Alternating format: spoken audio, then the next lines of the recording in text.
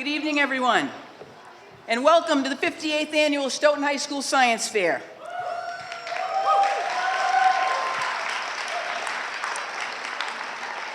My name is Janet Sullivan, and I have the privilege tonight of representing Patty Bunaconti, the director of the Science Department here at Stoughton High School, who, as many of you know, is out on a medical leave. For those that are interested, and I know many asked me, she had her operation yesterday. She's resting at home today, believe it or not. So we appreciate Ms. Bunaconti, all the work she did preparing tonight's events. All right, I would like to start with a couple of thank yous. Of course, I want to thank the students that are here tonight. Tremendous amount of time and effort went into the events. I think you could see the quality of the work if you walked around, and I hope you had a chance to talk to some of the kids. They really know their stuff, so I was quite proud and pleased to see all the events and all the projects presented tonight. Of course, I want to thank the members of the Science Department. These teachers go above and beyond, not only to develop activities for the events, but to mentor their students. In addition, many other teachers at the high school serve as judges, and administrators also serve as judges. So we're very, very fortunate to have a great faculty and staff here at Stoughton High School. Obviously, what can happen tonight cannot happen without the support of our school committee, who is well represented here tonight, our superintendent of schools, Dr. Rizzi, and our high school principal, Ms. Juliette Miller. All of them really support our STEM programs, and I'm very grateful to them, and the equipment and the activities that you see tonight are a direct result of their support. So, yes.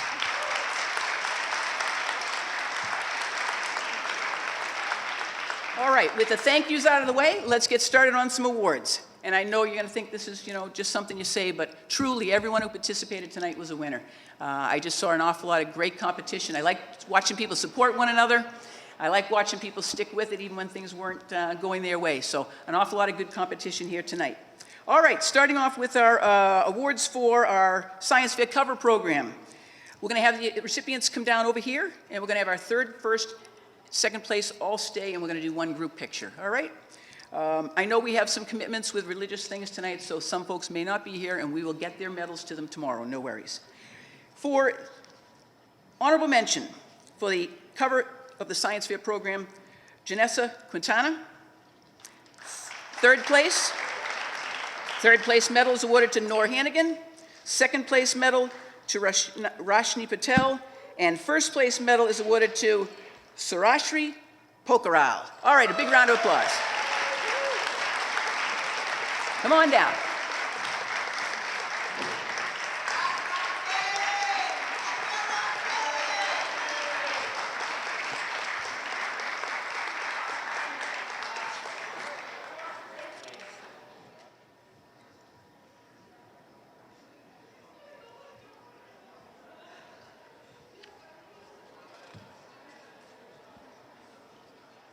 Thank you, ladies.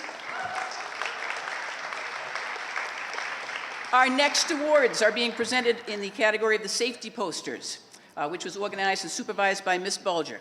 So let's hold our applause till we get all of our winners announced. In third place, come on down, please, Monica Benson.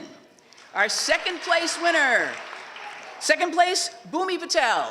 And first place, our first place winner, Alicia Quinones. Come on down.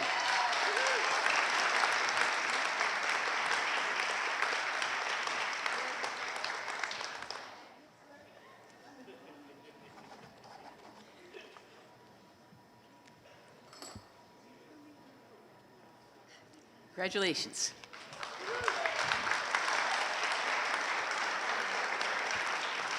Next, we will present awards in the event Wind Turbine, which was organized and supervised by Mr. Carlton.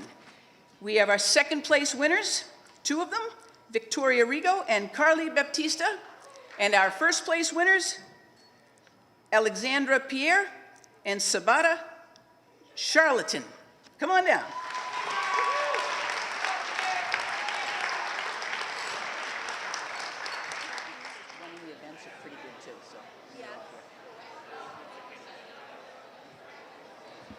Congratulations.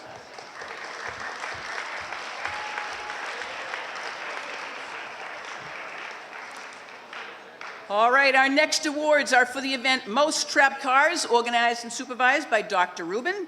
Again, we'll hold our applause till we get them all down here. Our third place winners, Hudson Matino. Second place winner, Brian Tucker.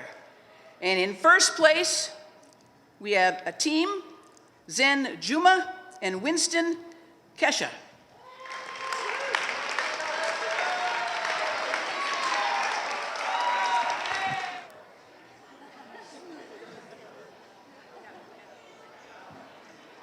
Congratulations.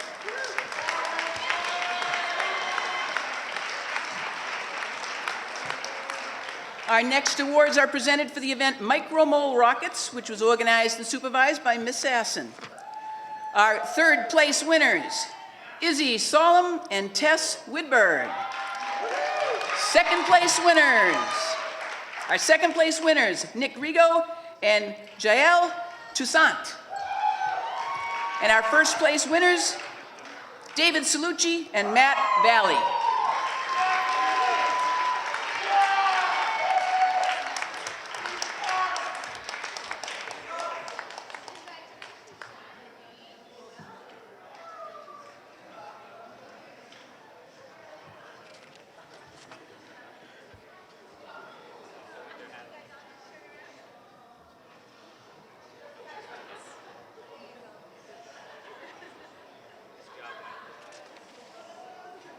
Congratulations.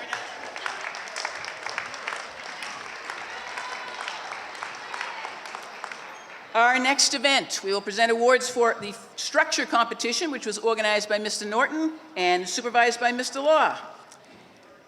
Our third place winners, Kate Howe and Emerson Sprague. Our second place winners, Shannon Flaherty, Mackenzie Finnerty. And our first place awards go to Ross Shore and Nicholas Camo.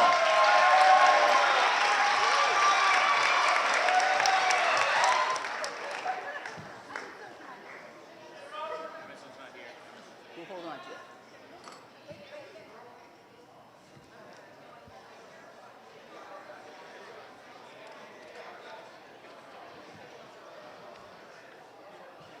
Congratulations. Our next awards will be presented for the event Robotics Roundup, organized by Mr. Norton and supervised by Ms. Dean. Here we go.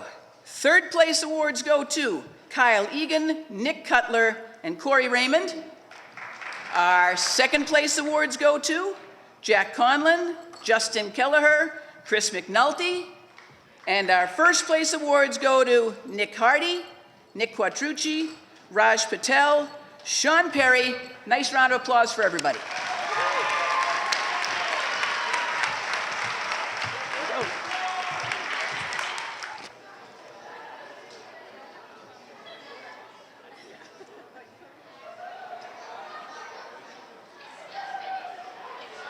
Congratulations.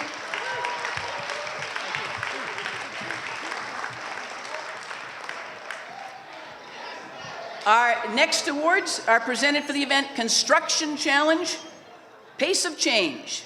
It was organized by Mr. Norton and assisted by Ms. Sirkin. As I read these awardees, bear with me, I have to read Mr. Norton's handwriting, and if you've ever seen it, it's going to be a tough challenge here. I should get a medal for reading these. All right. They're rather large teams, so let's hold our applause. Winning second place tonight is Team Diesel, made of Kyle Silverman, Lily Noe, Sophie Tamarkin, Graciela Tirones, Rashad Khan, and Monica Benson. Come on down.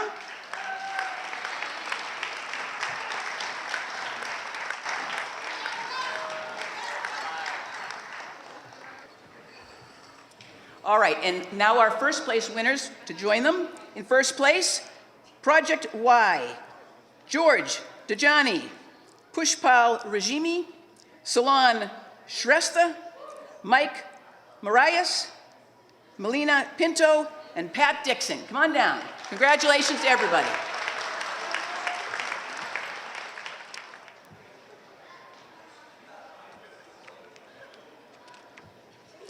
Congratulations, everyone.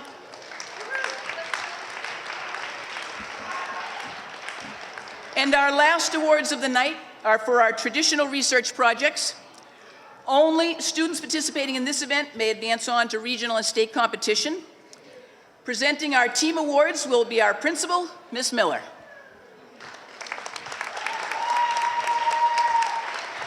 slides a little bit. Perfect. Thank you. The third place team award goes to Caitlin Young and Bhumi Patel for Energy Misused Cannot Be Excused.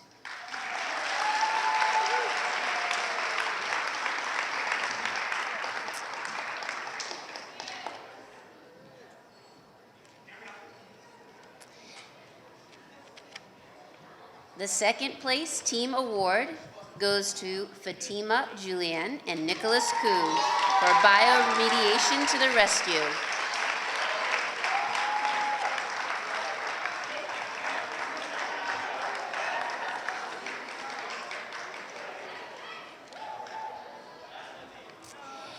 And the first place team award goes to Alyssa McGillicuddy and Ariana Riss.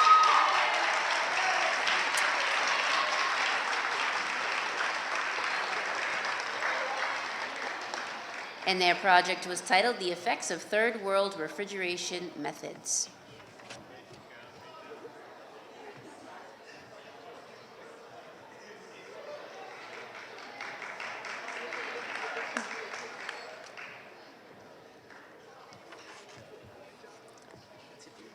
And now to present our individual research project awards. Our first awards will be presented by Ms. Joyce Husseini, member of our school committee. And you have two today. Good evening. I have two awards to present tonight in the honorable mention category. For project number 10, Don't Be a Rookie Refrigerate Cookie, Hannah Arujo. And also receiving an honorable mention for project number 11, Fruit for Power, Nicole Baudette.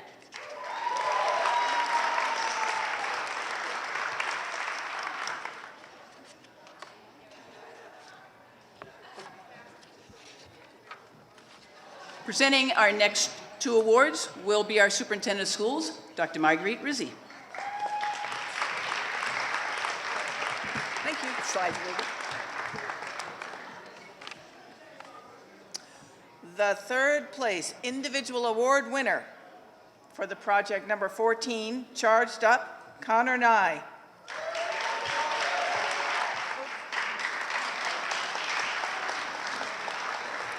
Our next award will be presented by Ms. Molly Cochran, the Vice Chair of our school committee. Hold on a second. The second place individual award winner for the project number 2, Winds of Change, Noah Schultz.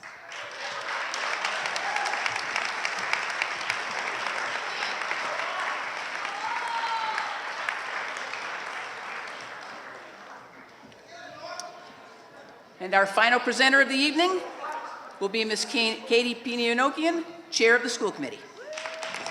You got the big one. The first place individual award winner for the project number 5, Can a Tesla Turbine Power a Car Using Nothing But Air?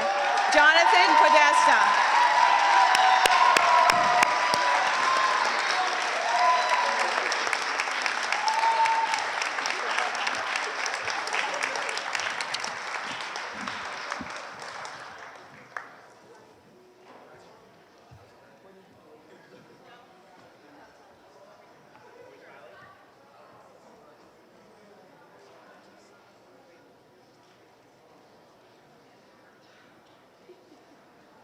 Award winners.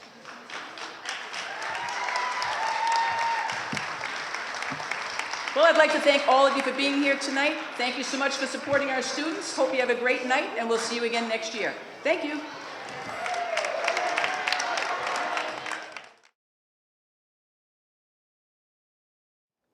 Hi, I'm Ari Risk, and this is Alyssa McGillicuddy. This year, we chose to test the effectiveness of third-world refrigeration methods. This year, we wanted to combine a project that had a lot of practical application and our love for biology instead of engineering or physics. So we chose to do this particular project. Both of us have traveled around a lot and seen and become fortunate for all the things that we have. And upon research, we realized that 79% of people in third world countries lack access to electricity. So for us, this project was a practical application of something that we learned in school. Overall, what we did was we took eggs, milk, and fresh produce, so apples and strawberries, and we decided to put them in fridges for 9 days. We created 3 different refrigeration methods, the Zierpot, the radiant refrigerator, and the evaporative refrigerator, and we tested the temperature each day, and at the end tested the freshness of the contents. So the reason we chose to test fruits was because they're an essential part of everyone's diet. They're high in vitamins and essential sugars, so that's why we tested the apples and strawberries. We also tested milk and eggs because many of the impoverished regions around the world are either villages or small farming communities that are trying to be self-sufficient. So whether they're raising cattle or goats or chickens, preserving these foods will help them. And then I'm just going to talk a little bit about the Zierpot in particular, just because, as Ari mentioned, it did have the lowest temperature and it was the most effective. So it's essentially just 2 clay pots, one inside the other that's smaller, and it's filled with sand. And the most interesting part about this refrigerator is that it functions off the idea of evaporative cooling, which the Egyptians discovered. And a Nigerian man by the name Muhammad Abba, actually, who grew up in a family of pot makers, realized that he made this prototype and he mass marketed them in Nigeria. But we feel like other parts of sub-Saharan Africa and Asia aren't aware of this method and also don't have the supplies and means to do so. So with our project, we feel like in future applications, with certain modifications, that we could really combat hunger around the world in these places. So overall, like Alyssa mentioned, we found the Zierpot the most effective. It kept the most consistently the coolest temperature. It kept the strawberries the freshest, the apple the freshest, the eggs the freshest, and the milk. And like Alyssa mentioned, with future applications with little modification, like for example, burying the pot so it was in cooler areas and shading it from sunlight and putting multiple layers of burlap to aid in the process of evaporation, we would hope that the refrigerator could remain cooler and be implemented into other areas. Hi, I'm John Podesta, and my science fair project is Can a Tesla Turbine Power a Car Using Nothing But Air? So the problem I faced is the immense amount of pollution that's in our atmosphere based on coal-burning power plants and automobiles. A little bit of background, Nikola Tesla in 1913 invented the Tesla turbine and patented it in the same year. So this is my model of the Tesla turbine that I built, and this was 3D printed out of ABS plastic. And the Tesla turbine operates on the basis of something called the boundary layer effect. So basically inside the turbine there's this central spindle right here, and there are 5 discs, and the air that enters through this green tube from the air compressor turns these discs, which turn the spindle. So I measured several things in my experiment. I did tests at several PSIs, 20, 30, 40, 50, and 60, and I did projected data up through 120 PSI at increments of 10.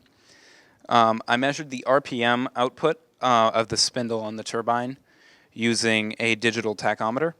I found figures of horsepower, torque, gallons per minute of airflow, cubic feet per minute of airflow, and velocity pressure.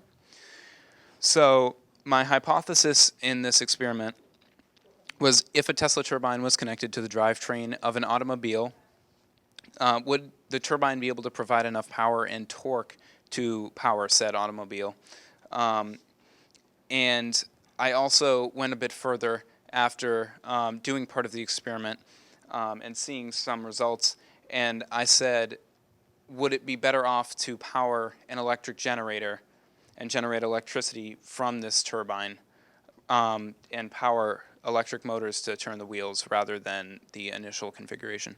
So my conclusion after testing was that due to low torque figures, the Tesla turbine would not be able to directly power the wheels of a car because it wouldn't be able to turn them, doesn't have enough torque.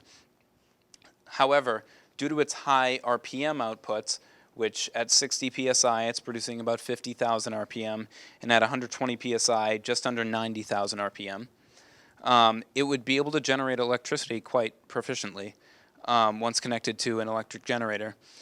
And I thought of a couple of future applications for this project.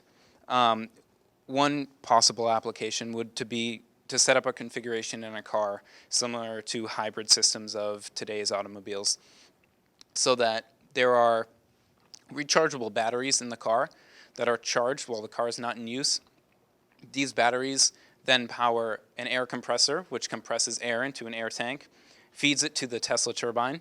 The Tesla turbine turns, the RPM from the Tesla turbine generates electricity. That electricity diverts to two paths. One path goes to the electric motors, which are connected to the wheels, and from there they will power the car. And the other path goes back to the batteries to recharge them. So essentially it's a regenerative power system on the car. So I believe this could greatly reduce the pollution that the world faces, and it has many upsides over the internal combustion engine, and I do believe it's a viable alternative.